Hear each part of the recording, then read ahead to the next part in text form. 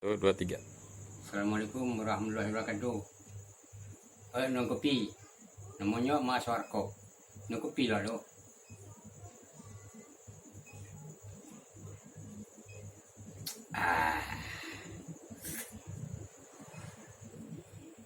Ko judul nak kini ko buam dia.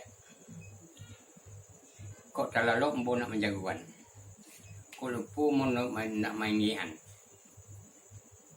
Mudah-mudahan cerita Mbongko bisa berkesan bagi dun sanak perantau ataupun pejabat Nambaradul Sumatera Barat, Bukit Tinggi khususnya.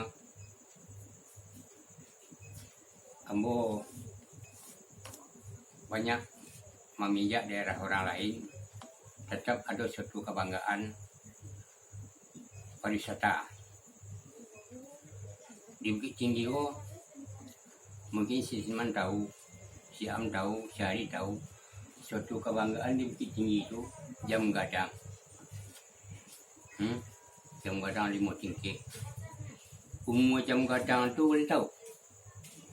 90 tahun lebih umurnya itu. Jam gadang itu. Itu nama Maria dia dulu. Ratu Belanda. Pembarian terjawab, no? Jam gadang. Tapi sayang seketik. Tidak dimanfaatkan serancak mungkin. Memang lokasi ini sih rancak keramik ini. Tapi permintaan nambah kalau boleh. Dijadilah itu objek wisata. Yang bisa menghasilkan aset daerah Bukit Tinggi. Contohnya, dibangunlah itu semegah mungkin. Di bawah lapang parkir beralawenya tuh area jam gadang tuh hektar lebih tuh kalau dibuat di bawah tua sampai parkir tuh nggak 500 tuh mungkin kamu nih. Jadi kalau pulang kampung orang di Dantau nggak payah di lapang parkir loh kan. Di lantai 2 itu nanti di lantai 2 ada tanah. Dibuat nanti dalam itu museum kesenian, istilahnya kerajinan tangan orang Singapura apa sih kuah, kerajinan tangan dukung buah, kerajinan tangan orang Pariaman, kerajinan tangan orang kita buah, kerajinan tangan relasi, ada setiap dinding dalam setiap dinding dalam tu tidak gambar orang Saluang. Mungkin juga cuma orang Waminanggo ada kurang seni ya.